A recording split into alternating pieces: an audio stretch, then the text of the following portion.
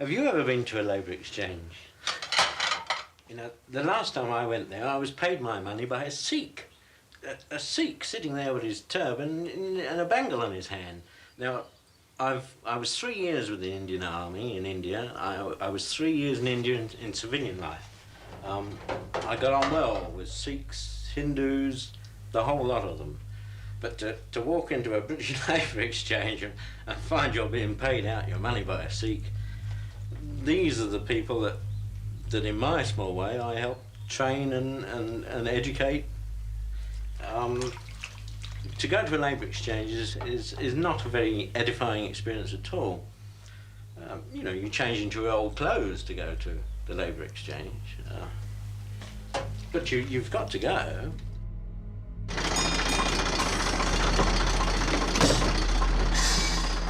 Edgar Mittelholzer had come to England in the 1950s from British Guiana, and he had become a best-selling novelist. What Mittelholzer wrote about was violence, the violence and the racism that had been at the heart of the European empires. Mittelholzer believed that it still haunted the minds of those who had ruled the empires. One of his most famous stories, My Bones and My Flute, is about a group of colonialists who travel up a river into the jungle in Guyana.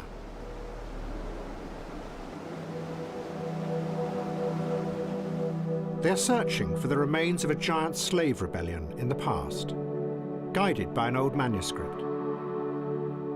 But anyone who reads the manuscript starts to hear the distant sound of a flute, and they change. They become possessed by something that is reaching out from the jungle and working its way into their minds. It is the anger and the fear of the slave owner who put down the rebellion, and it will not let them escape. And Mittelholzer himself became angry with England. He saw it as a decaying, corrupted country. I think we've reached a stage, you know, when we have become so soft, you know, so effete, but to use it little words, so effete, that we feel that, well, even criminals must be mollycoddled. And you feel so strongly that you're prepared to go as far as to say that there are human beings who should be categorized as vermin. Exactly, quite. Anyone who is guilty of violence to the human person and to property should be considered as human vermin and eradicated. I know it's a violent thing to advocate, but I can't see any other cure to the crime problem. Every evening, he sat with his wife in his house in Surrey, listening to the music of Wagner. Until one night, Mittelholzer walked up the hill by his house, poured paraffin over himself, and set himself alight. He burned to death. The anger and the fear had reached out to the colonized too.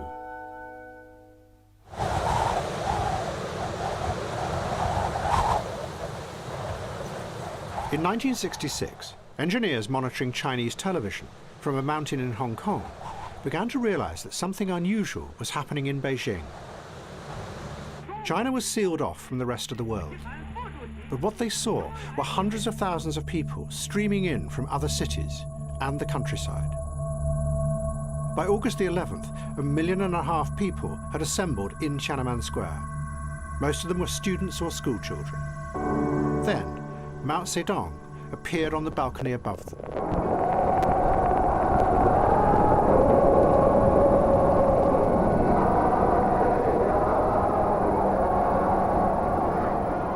Mao Zedong and his wife Jiang had unleashed a new force in China.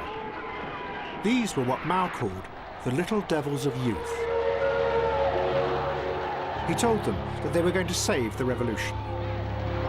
Their job was to go and seek out the demons and the monsters who were corrupting the revolution. No one should be safe, he said. They should all be torn down and smashed to pulp. The new revolutionaries gave themselves a name, the Red Guards.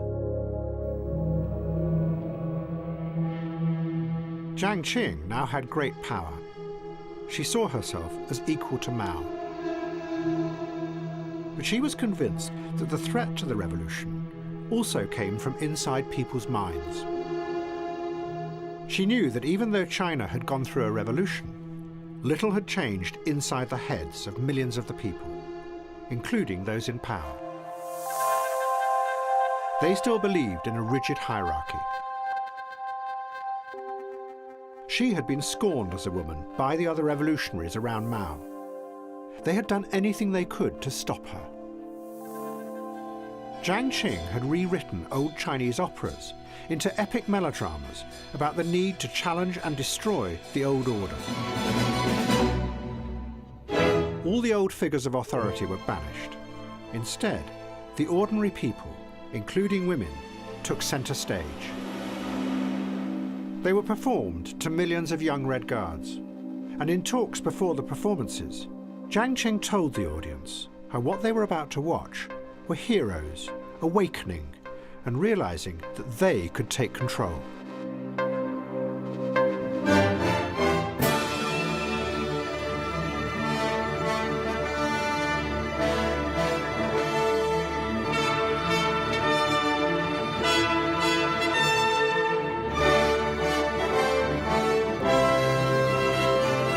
Till today, I still vividly remember the first time I saw the revolutionary play.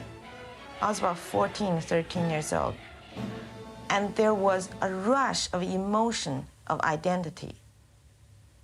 I was so excited.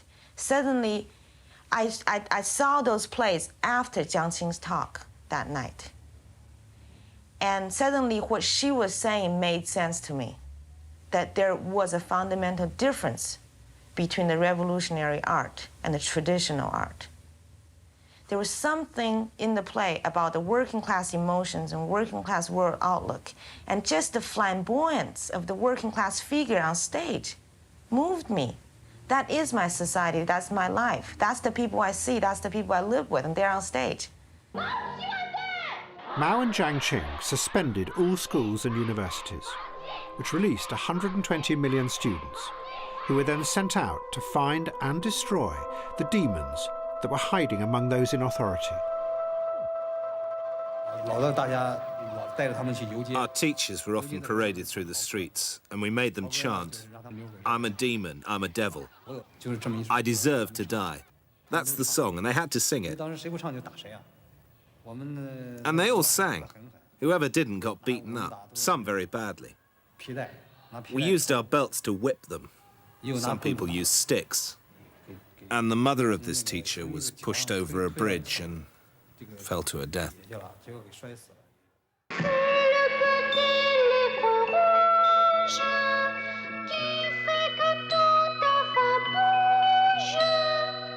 L'impérialisme dicte partout sa loi. La révolution n'est pas un dîner. La bomba est un tigre en papier. Les masses sont les véritables héros. Les ricains tuent et moi je mets Mao Mao. Les bombes tonnent et moi je sonne Mao Mao.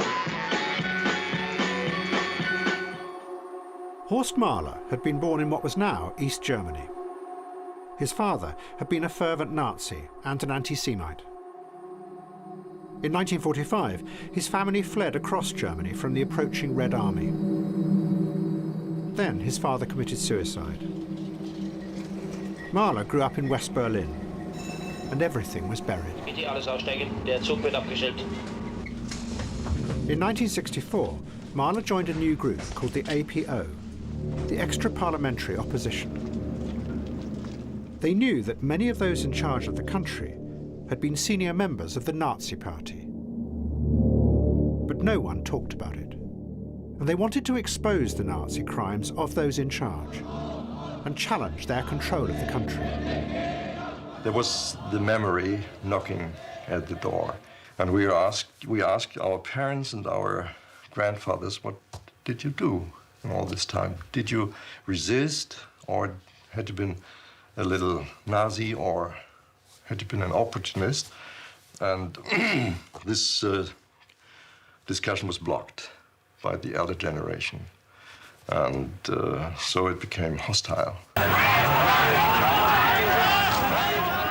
The student movement was astonished by the violent reaction of the German government.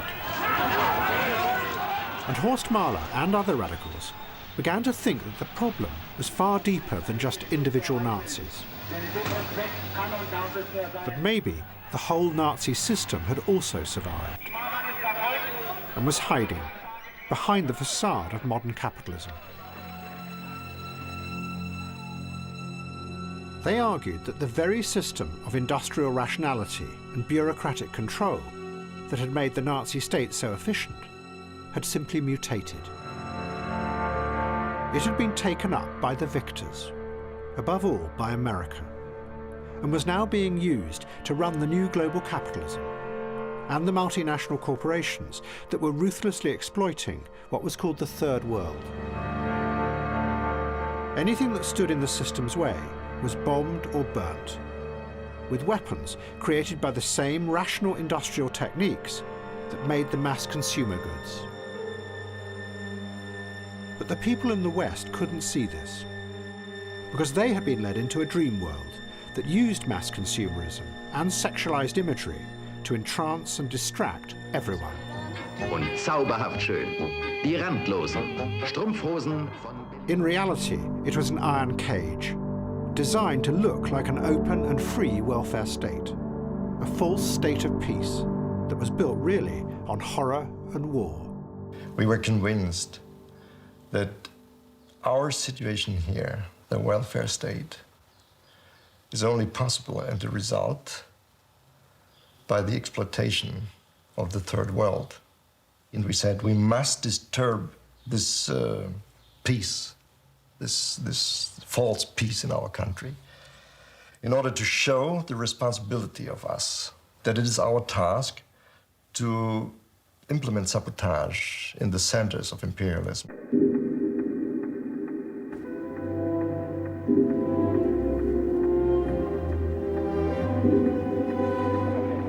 Black power. Let's react to your arrest, Mr. Brown. Of course, racist America has done it again, but that's not going to end the burning in Detroit, brother, because we built the country up and we'll burn it down, honkies and all. Mr. Brown, did you tell them to burn down that school? Be serious. I ain't got to tell black folks what to burn. Did you tell them to shoot Lady Bird? Did I tell them to burn down Detroit? Did I tell America to bring black people here? Did you tell them to shoot at Lady Bird? I say if they give me a gun and tell me to shoot my enemy, I might shoot you. Where have you been since the other night? Okay, let's go. Oh, well.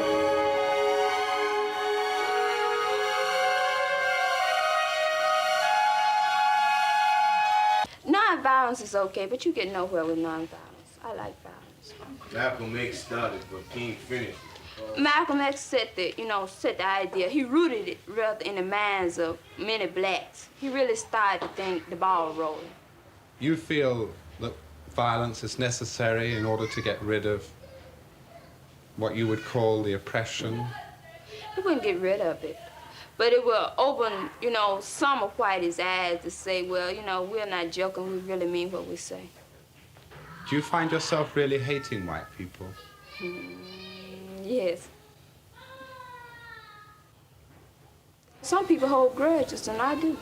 Look how they treat me. How many flows did my great-grandmother stroke, How many babies did she take care of that wasn't hers? Stuff like that. And I'm just one of those people that hold things. Alice Faye Williams had been born in North Carolina. She had run away from home when she was young because she was frightened of her violent father. And she came to New York when she was 15. She managed to get a place to study at the School of Performing Arts. Then one day, on 125th Street in Harlem, she listened to a speech by Bobby Seale, one of the leaders of the Black Panthers. The Black Panthers believed that the only way to stop racism in America was for black people to get power. Simply changing the law was not enough. The anger and the fear remained hidden away in millions of people's minds. The solution was black power. And the first person to articulate this was Stokely Carmichael on a civil rights march in Mississippi on one day when the more moderate Martin Luther King was absent. So I just made a speech building up to it, building up, showing that it wasn't a question of morality, it wasn't a question of being good or bad, it was simply a question of power. And that we black people had no power, and we had to have some power. The only type of power we could have is black power. Black power. We want black power. We want black power. We want black power.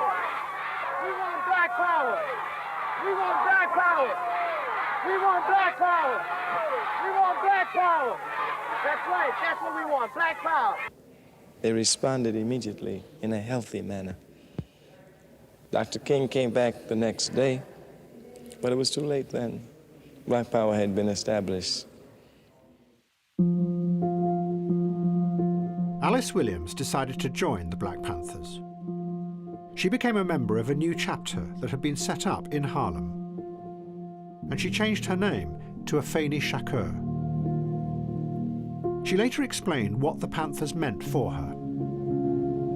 For the first time, she said, there was now something I could do with all this aggression and all this fear inside me. The Panther Party at that time took my rage and channeled it against them instead of against us. They educated my mind and gave me direction, and with that direction came hope.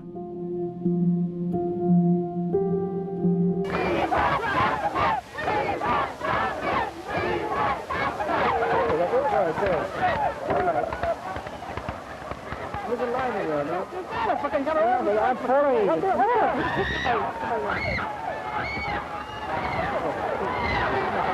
What's happening here? Move in. Cover me. Cover me. Cover me.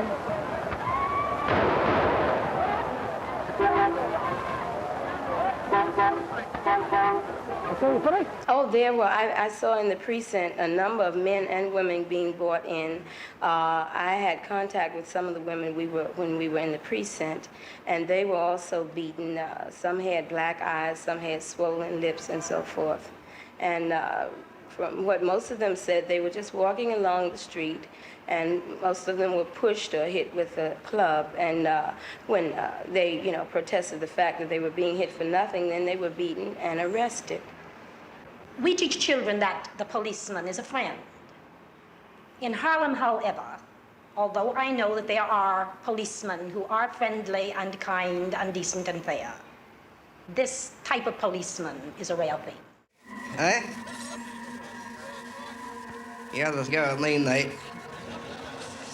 I do shows in aid of people like you.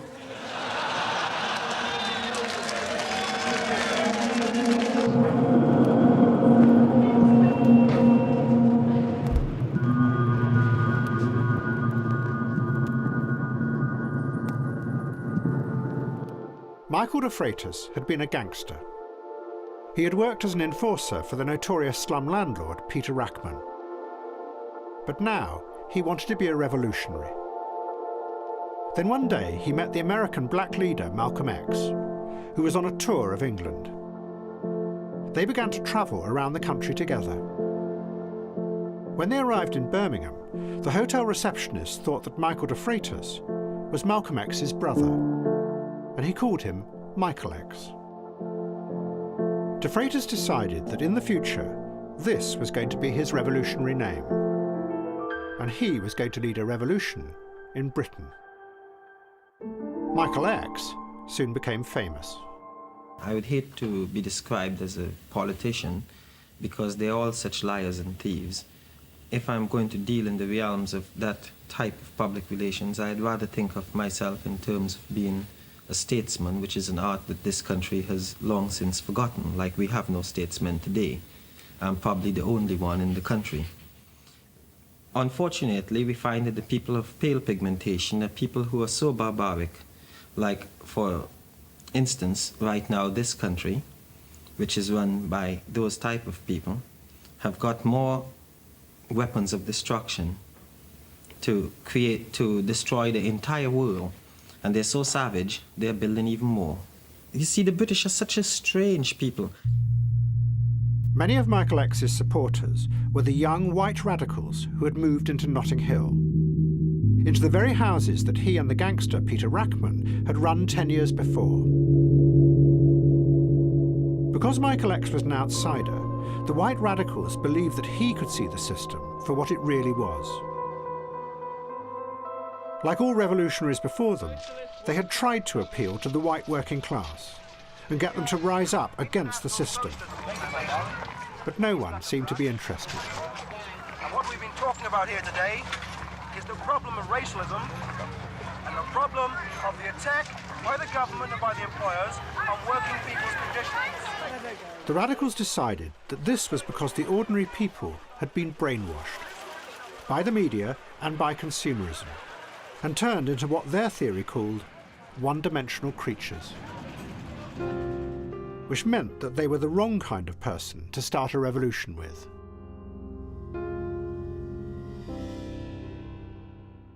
Their whole mind was, like a cabbage. They're suppressed. They can't do exactly what they want. They haven't got any freedom. They haven't got any freedom to do exactly what they want under the system. I mean, we certainly What do. is freedom? Well, being able to express yourself in whichever way you feel is right. I think it's not only the system that's wrong, I think it's the people that's wrong.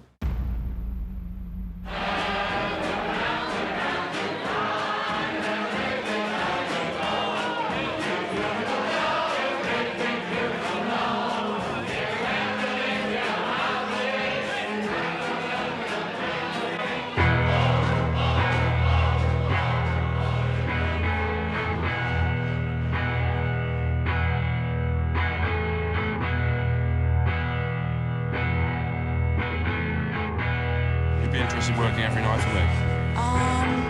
Yes, possibly every night, yes. Fine. Well, if you do a spot, we'll get around to play. Anything particularly you like to play? Anything, Tom? Would you? Yeah, I feel welcome.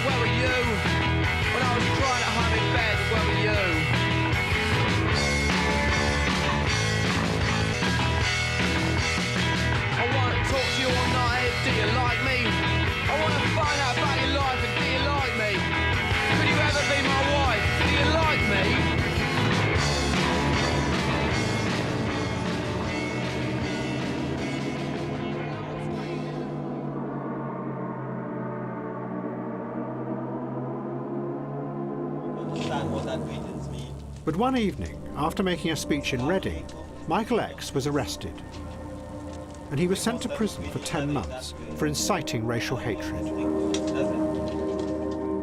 The MP, Enoch Powell, had also made a speech at the same time, violently attacking immigrants. He wasn't charged, and he carried on being an MP, which Michael X said rather proved his point about the racism underlying the country.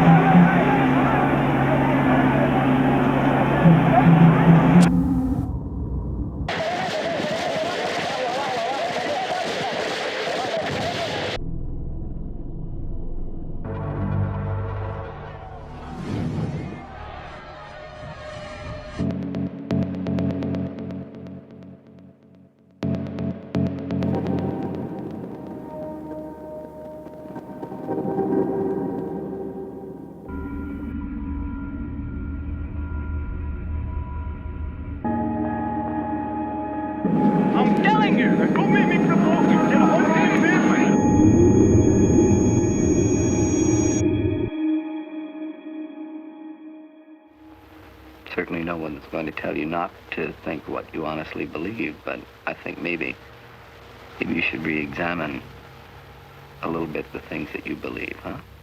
Think about it. In the Cold War, the very idea of the individual and how the individual's self worked had become political, because it was what defined the United States against the collective ideology of Russia. I think maybe you should re-examine a little bit the things that you believe, huh? What concerned many psychologists, though, was that the Second World War had revealed how frightening and deceptive human beings could be. Particularly in Nazi Germany, where ordinary people who had apparently been good citizens had indulged in the most terrible horrors. And psychologists started to examine what really went on inside people's minds, trying to find ways of bypassing the conscious explanations that humans gave, because those explanations could be deceptive. They wanted to find a way of getting directly at what was going on inside the brain. One of the key figures was a psychologist called Dr. Eckhard Hess. He had begun his career recording and analysing animal behaviour on film.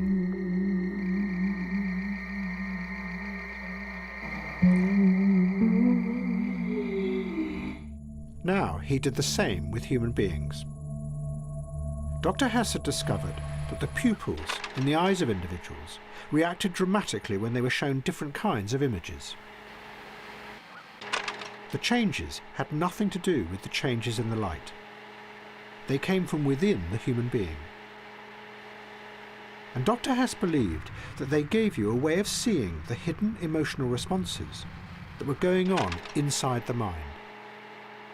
Feelings that the individual might not want to tell you about, or even be aware of.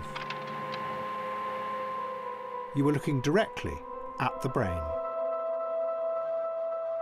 Really, since the eye is very, very intimately a part of the brain, embryologically and anatomically, it is almost the same as though there were a piece of the brain sticking out, behaving, and all the world is there to be able to see it. And if that's so, what ought to be reflected or mirrored in the eye is really the behavior of the brain.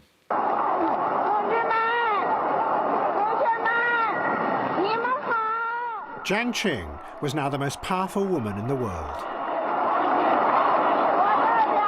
She was in charge of giant cohorts of Red Guards that she guided and told who to attack and destroy.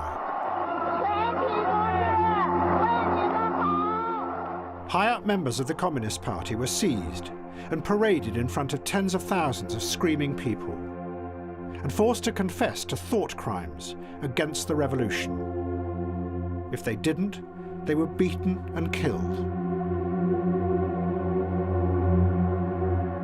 But in reality, Jiang Qing had lost control. The revolution had never really changed the structure of power in China. And what she and Mao Zedong had unleashed was a vast anger and resentment against the elites that was now bursting out and overwhelming the country. In Beijing, there were mass killings, with bodies being thrown down wells or into communal burial pits. In Shanghai, hundreds of those targeted by the Red Guards committed suicide.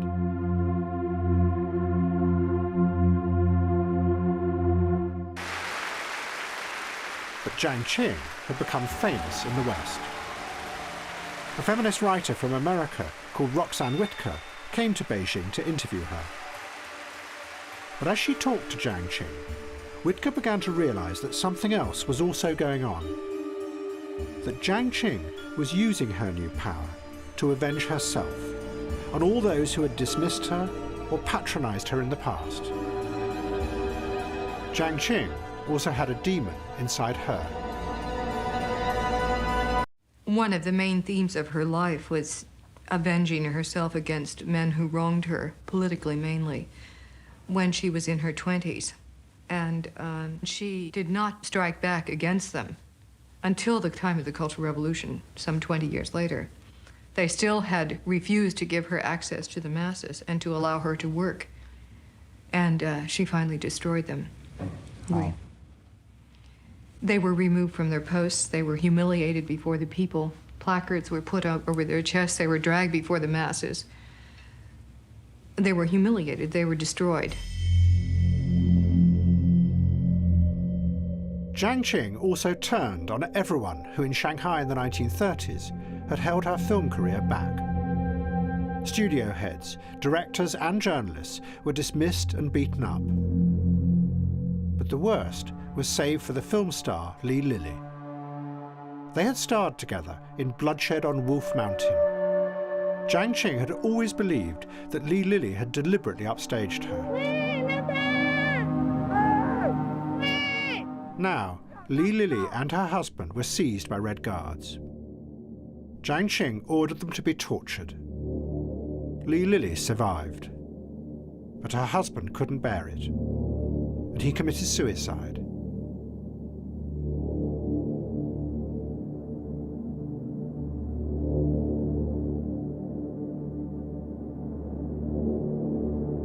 We have warned every person in the world not to visit Palestine because Palestine is not a tourist attraction. It's a battlefield, and it is our land. Anybody who gets killed or injured in Palestine would be carrying his own responsibility.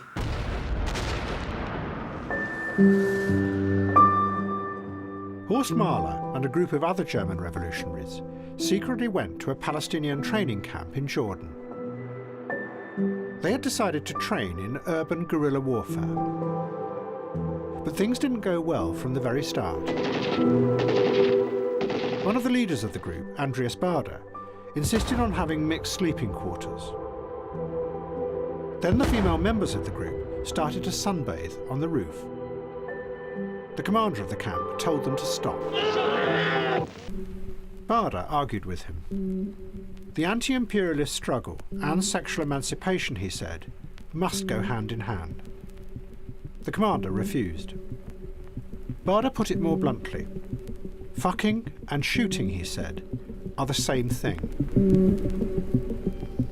Then Horst Mahler found that the Fedayeen fighters in the camp had brought in pictures of Hitler. They pointed at them and said, "Good man," because he had killed the Jews.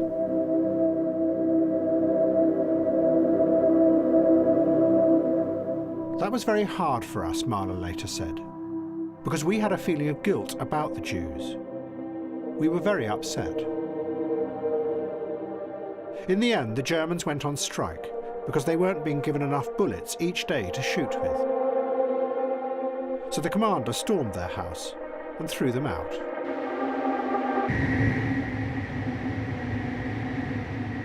They came back to West Germany, helped by the East German Stasi, who saw it as a way of destabilizing the West.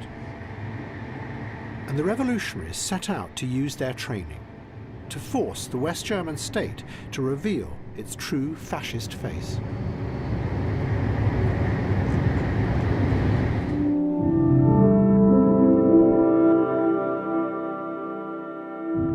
Afeni Shakur was now a full-time member of the Black Panther chapter in New York.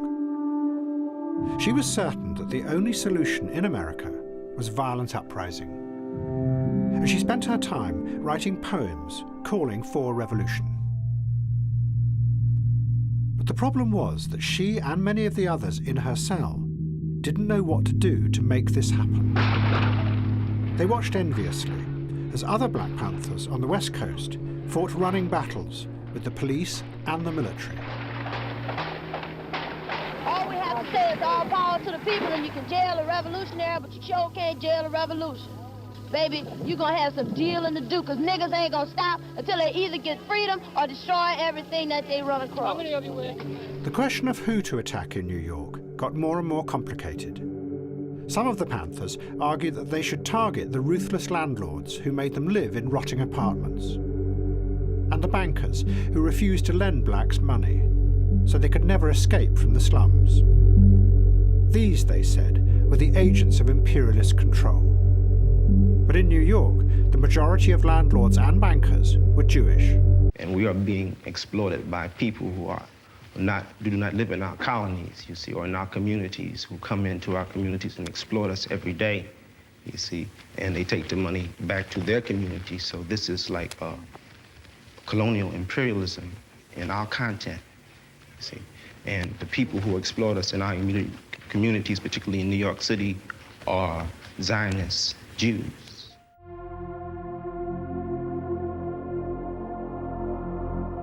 Afeni Shakur's group came up with a plan. They were going to plant bombs in big department stores like Macy's. And they would also bomb the Bronx Botanical Gardens and attack local police stations. But as they developed the plan, Afeni Shakur began to worry.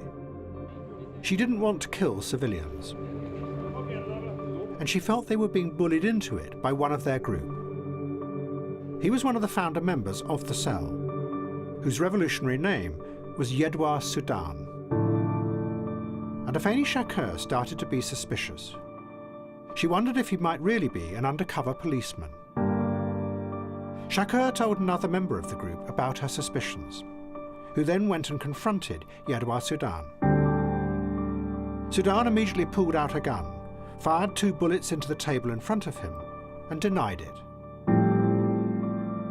He said that Afeni Shakur was just being a typical emotional woman. And the group believed him, not her.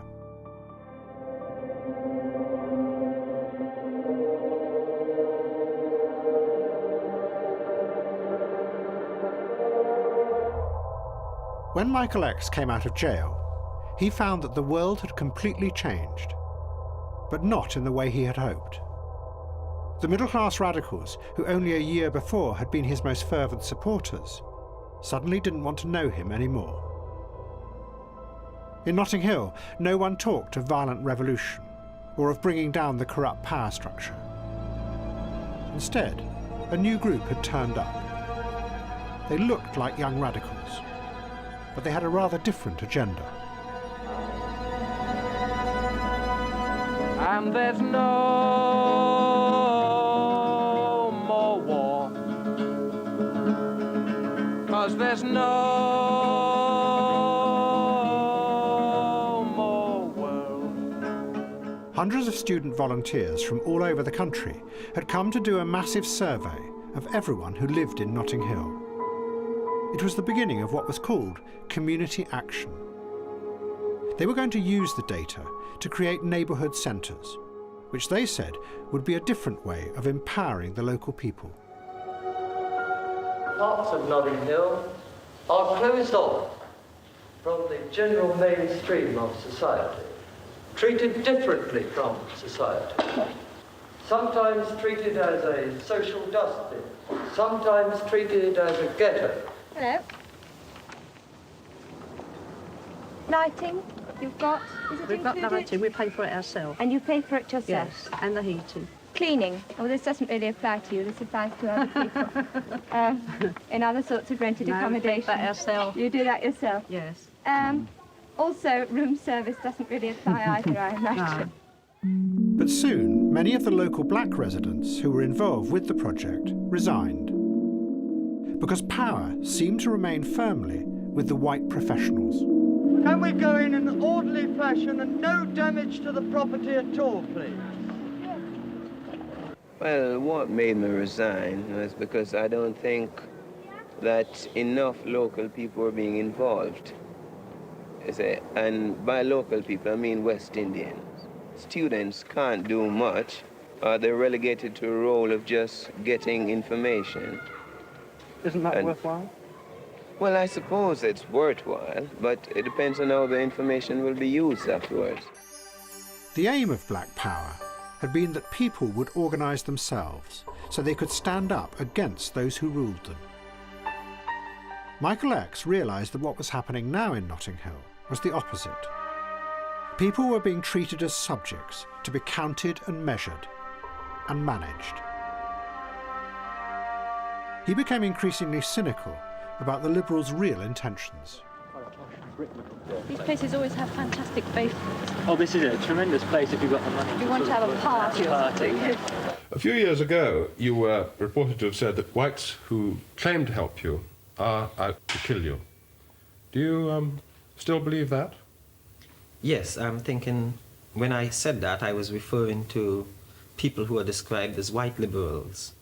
They are some of the most vicious people I find in this country, for the simple reason anywhere, not just in this country, because they're the kind of people who come to black neighborhoods ostensibly to help black people.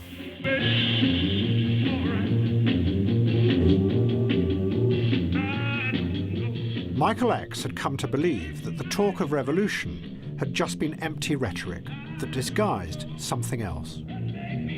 The new groups might look like radicals and dance to black music, but really they were the children of the colonialists who had run the empire, and they had no intention of giving up their power. That old system of power was simply mutating, morphing into a new form that camouflaged itself in radicalism, but still would manage and control.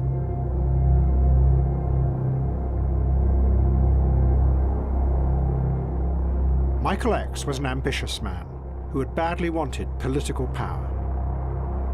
I don't see anything to be terrified about powerful black people. I'm a pretty powerful black man. I'm the most powerful black man in Europe. But now he saw that he was never going to get it. So he decided that he too would revert to the old forms of power that he knew well: extortion and violence.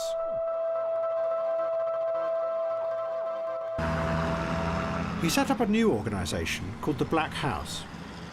It deliberately excluded whites. He still talked of violent revolution, but really it was a front for taking over drug dealing in parts of London. He also persuaded John Lennon and Yoko Ono, who had shaved off their hair, to donate it and a large amount of money to the Black House. Michael X took the money and pocketed it for himself. Michael was putting every single cent he could get in his own pocket. He didn't care about black people. What did they think of him in the end when it failed? Well, they thought he was just a cheap con man.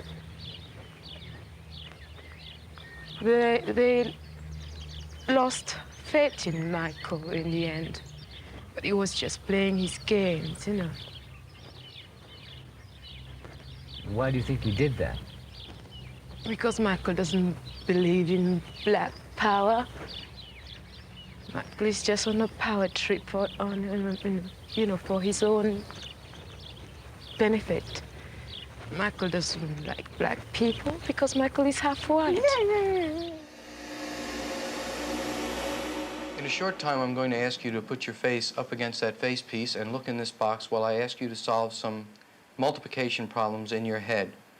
The problems will be relatively simple. They'll be given to you verbally, and I will ask you to give me the answer verbally back. Give me only the answer. Once you have given me the answer, dismiss the problem from your mind, and we'll go on to a next one. Many psychologists had begun to take Dr. Hess's experiments with the pupils of the eye further. They were fascinated by the idea that there might be other forces inside the mind that people themselves weren't aware of.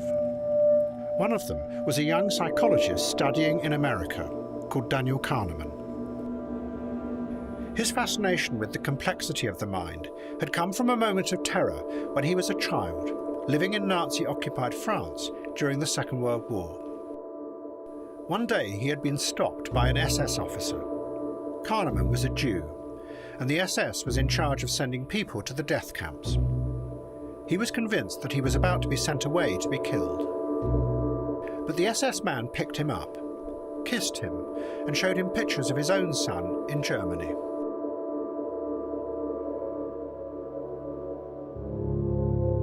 Kahneman decided that the human mind was very strange and full of contradictory impulses.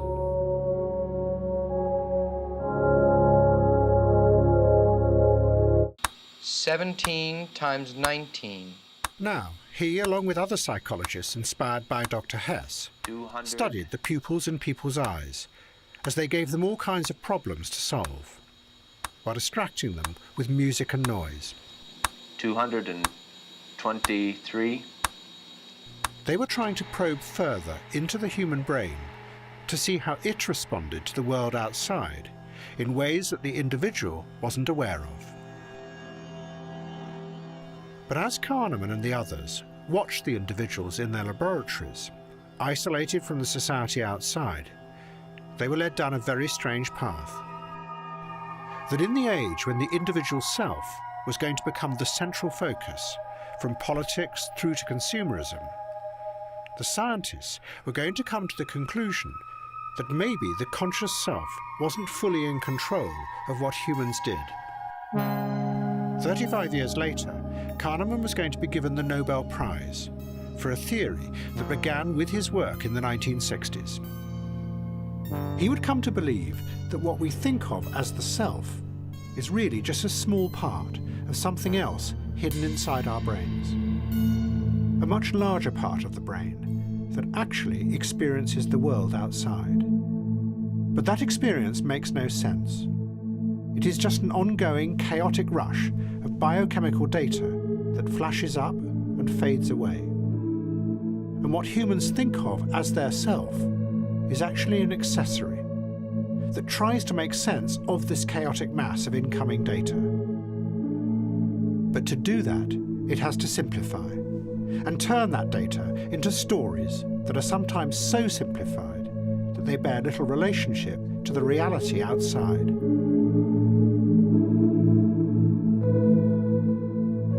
It gives people the feeling that they are in control, but that is just a comforting illusion.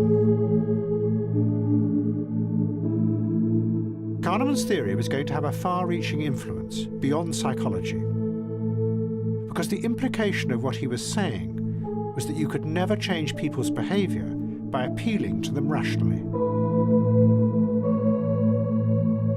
And in a strange way, Kahneman was saying the same thing as the left-wing revolutionaries. Human beings did live in a simplified dream world, but what he was saying was that there was nothing you could do about that. And in an age of individualism, when you could no longer order people about, the only solution was to keep them in that dream world, and to make sure the dream world was safe and happy. The idea of appealing to them rationally and changing the world was pointless. 你面前的正是两条路。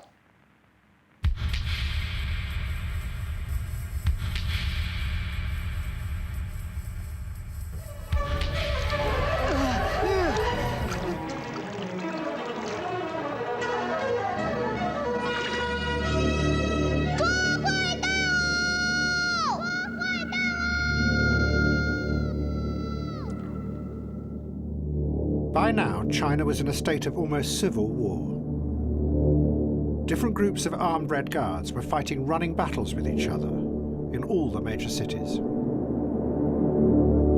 But Jiang Qing still believed that real power was almost within her grasp. She had destroyed the one man who was seen as Mao's successor, Liu Shaoqi. Red Guards took Liu from his house, and he was beaten up and imprisoned. Everyone, including children, were told that he too was a demon.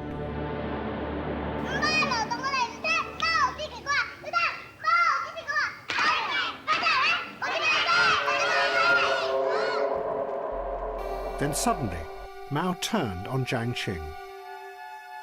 At a public meeting of those in charge of the Cultural Revolution, he told her, "You are someone who has grandiose aims, but puny abilities. Great ambition, but little talent." Jiang Qing realized that she was being dropped.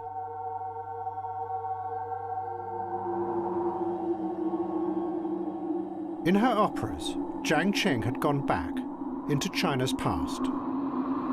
Her aim had been to rework them, to express a new kind of revolution. But in reality, she had reawakened a dark and poisonous violence that had lurked under the surface of China for hundreds of years. It was driven by a resentment of the rigid hierarchies that the revolution had not really changed.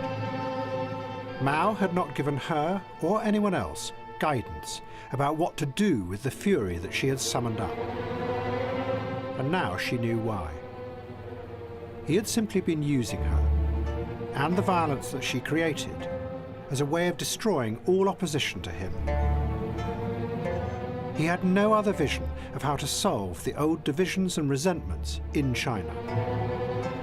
His only aim had been to get rid of all his rivals in the party. Qing had been betrayed yet again.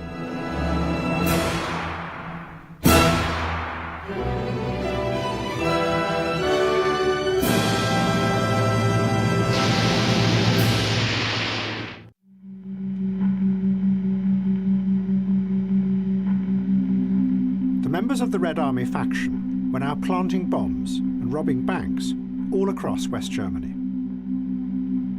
They announced that they had now become Maoists, followers of Mao Zedong, and they were going to awaken the popular masses.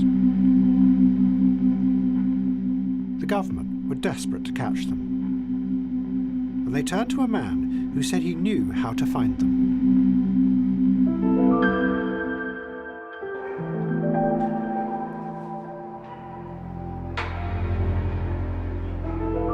He was called Horst Herold. He was the head of a tiny federal crime investigation unit. It had no real power because any national police system was prohibited by law to stop Nazism from ever re-emerging. But Herold insisted that the only way to catch the terrorists hidden in the cities was to reintroduce control from the centre. His solution was to use a computer, because there was no law to stop that. Working day and night inside a protected complex, Herold created a giant computer network that monitored the movements of millions of people. He also fed into the computer vast amounts of data, not just about the terrorists themselves, but others, who, in his words, represented a danger. Individuals the data showed might become terrorists in the future. From all this, Herold created what he called logical sequences, patterns drawn from the data that predicted where the terrorists might be hiding in the cities. What he had invented was a new, rational bureaucracy, working from the centre, in which information was control. It was the start of mass electronic surveillance, and it caught the terrorists. Überlegen Sie sich, was wollen Sie denn jetzt? Wie wollen Sie sich aus dieser Situation befreien? Es gibt keine Chance.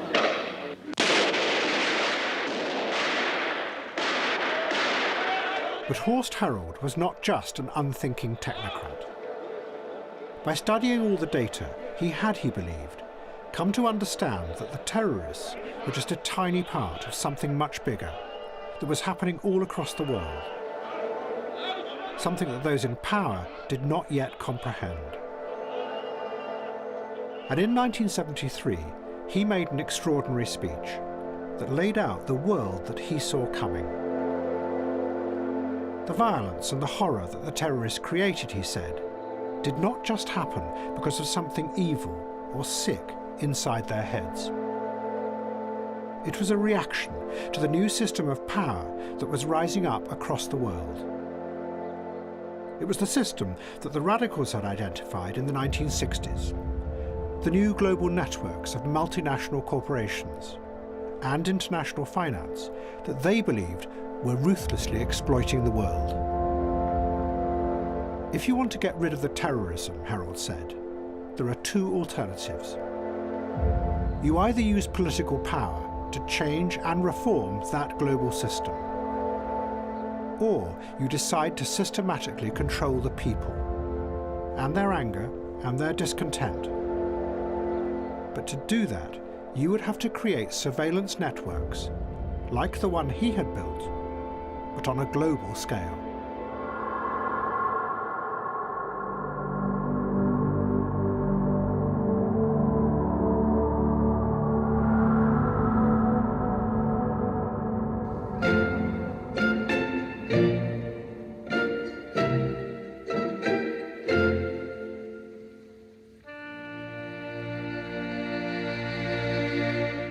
In Notting Hill, all the politics had gone. The counterculture had transformed completely into a new kind of consumerism, with self-expression at its heart.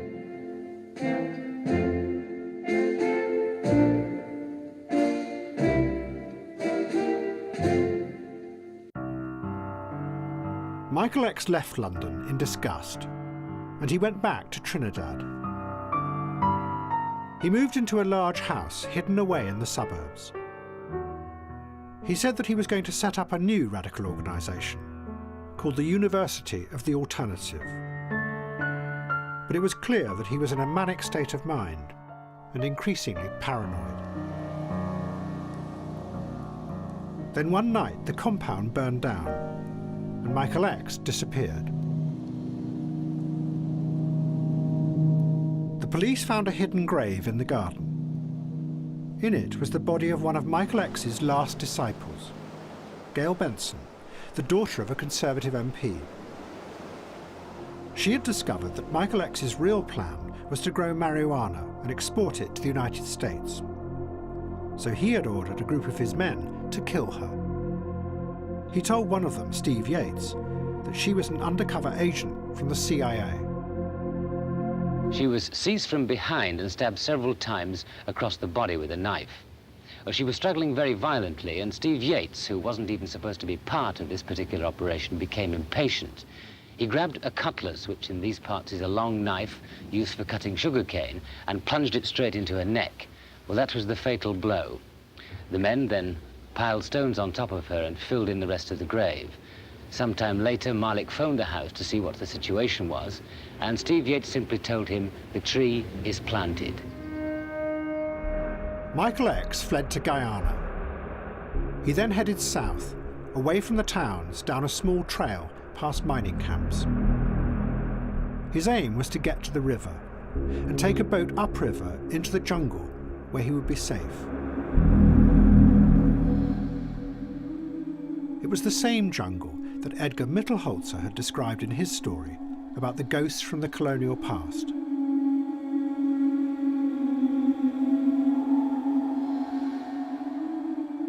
But there was one person who was about to show that even in the growing mood of paranoia and defeat, an individual who believed in the idea of revolution could take on the power of the state and defeat it.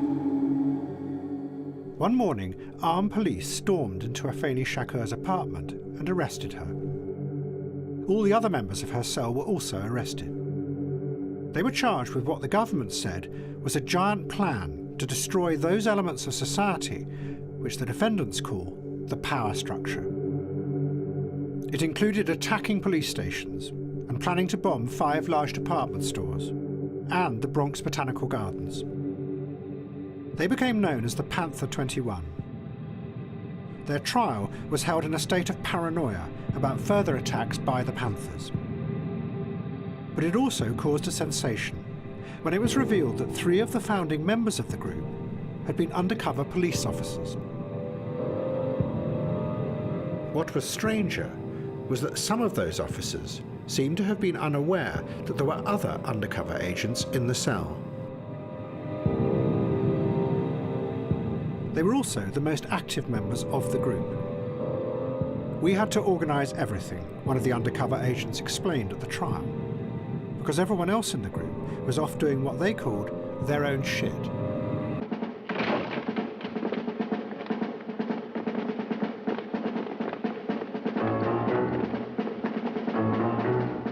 The prosecution claimed that the group had been inspired by violent revolutionary propaganda, and in particular by the film The Battle of Algiers, made about the Algerian struggle against French colonialism. They showed the film in the court.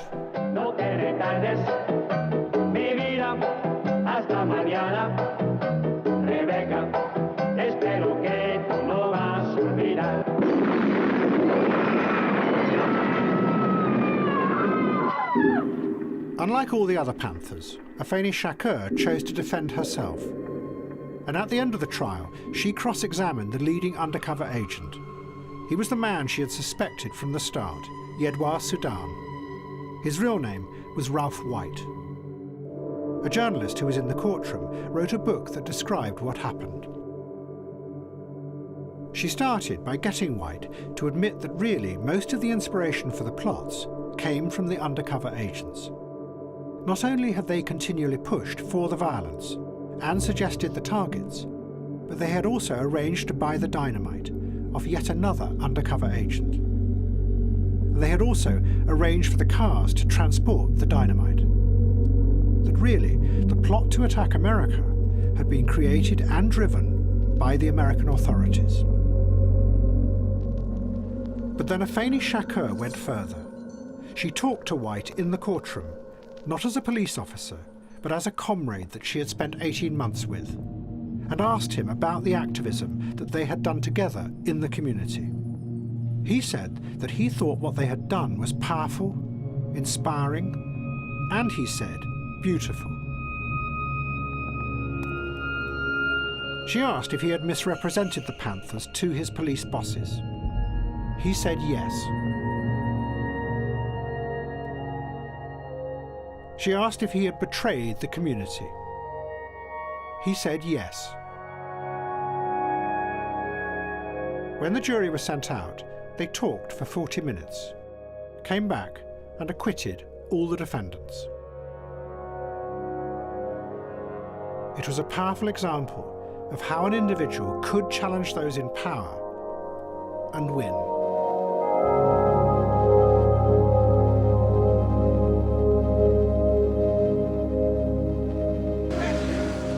But at the same time, the revelations at the trial of how the Panthers had been penetrated and manipulated fed the growing paranoia that was tearing the radical movement apart.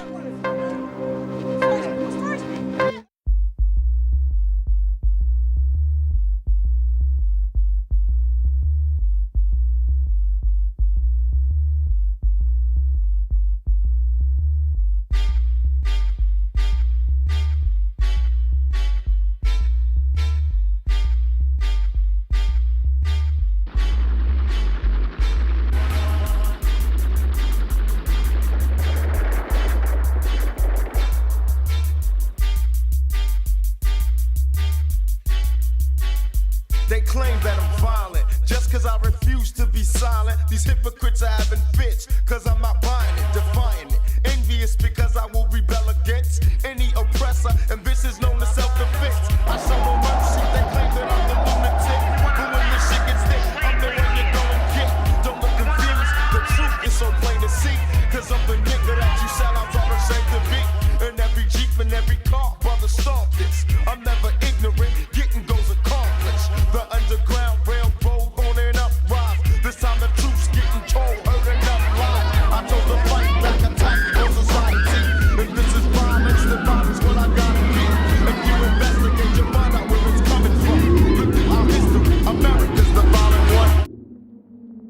All four, Jiang, Afeni Shakur, Michael X and the German revolutionaries, had all set out to try and confront their societies and change the structure of power. But all of them, in different ways, had unleashed violence that was lurking underneath those societies. The roots of that violence lay back in the past, in anger and resentment against those in power who had made their different countries rich and powerful, but to do that had ruthlessly exploited others and had kept much of the spoils for themselves. The violence had burst out in different ways, across whole societies, among groups, and inside the revolutionaries' own heads. But all of them became overwhelmed by the paranoia and suspicion and the horror that resulted. And all of them had failed in their aims. Now, those in charge of the societies wanted to get rid of that violence, to wipe it and hide it away. And in Germany, the revolutionaries were going to help them do it. In 1976, two of the remaining German revolutionaries helped Palestinians hijack an Air France plane. They flew it to Entebbe in Uganda. What happened next shocked the world. The terrorists took the hostages into the departure hall. And then they began to separate the Israeli passengers from the non-Israelis. The Israelis were the ones who would be executed if the plane was stormed. To the other radicals watching from inside prisons in Germany, who had dreamed of revolution, it seemed as if those dreams had now led them to behave exactly as the Nazis had done. Was it frightening when you realized that that was happening?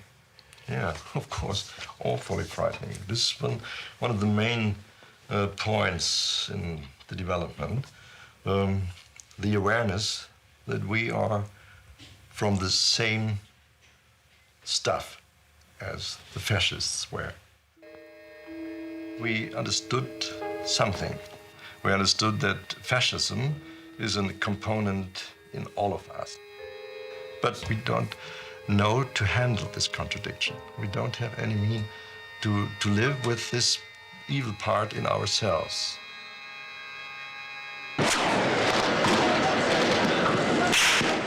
The Israelis mounted a rescue at Entebbe.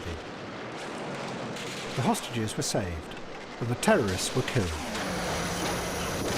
But the Germans' behaviour in the hijack had an incredibly powerful effect on radicals and liberals all across the West.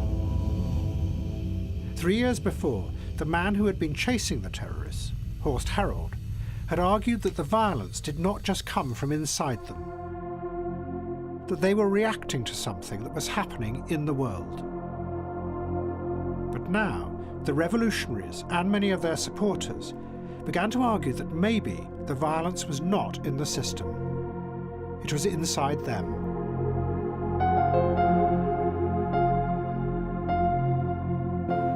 A year later, a group of their supporters captured and killed a leading industrialist called Hans Martin Schleyer. He had also been a leading Nazi in the war.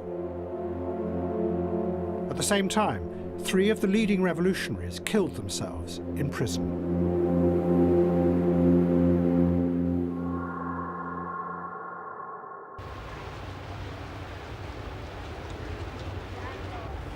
In an extraordinary moment, on one day in October 1977, 2 funerals were held in the same city, Stuttgart.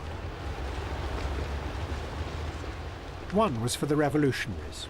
Hundreds of their supporters flooded into the cemetery, watched by 1,000 armed police.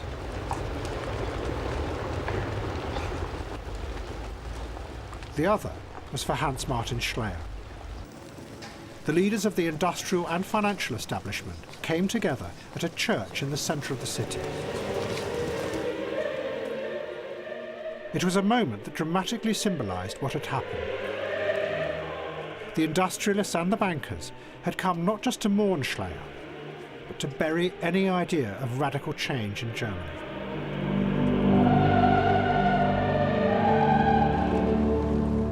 And for the radicals, it was the moment after all the violence and all the failures when pessimism finally took hold.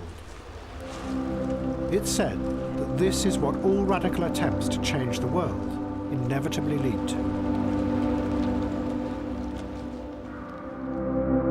And in the growing age of the individual, it led to the conclusion that the fault is inside you, the individual, not in society.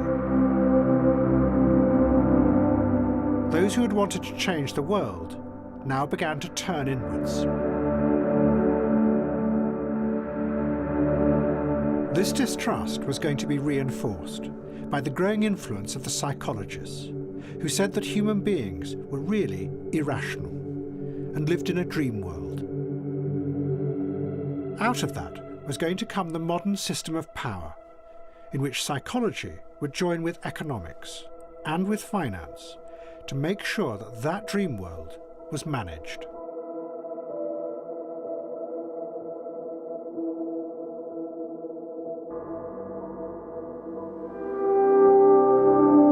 It would be a wonderful world to live in. But its weakness would be that at its root was a pessimism about human beings, and whether they should ever be allowed any control.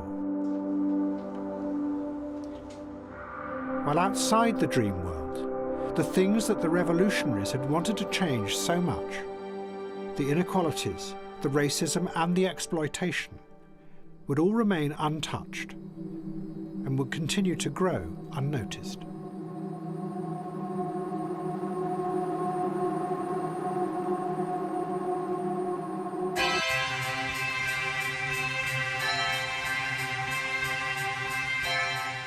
But some of the revolutionaries saw what was happening and adjusted.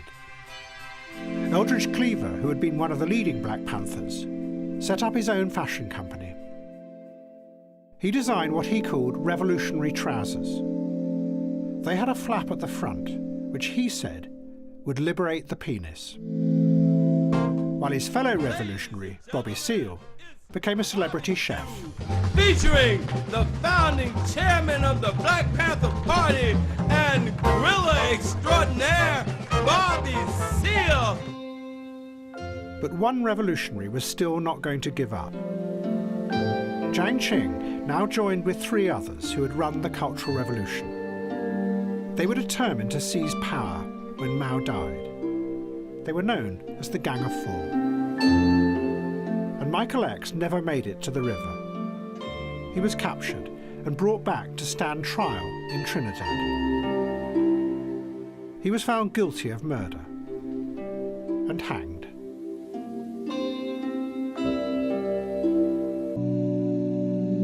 And in the future, the violence and the anger would be played out in the artificial world of culture. It would be the images and the words of revolution. But in reality, nothing ever really changed. And what was forgotten in this new age, including by the psychologists who were exploring the self by drilling ever deeper, was that what you are and what you feel comes not just from inside you, but from where you are in the power structure, because that flows through you too. When you see an individual white boy, you're not afraid of that individual white boy. What you are afraid of is the power that he represents, because behind him stands the local police force, the state militia, the army, the navy, the air force. When you see an African, there is no power behind him.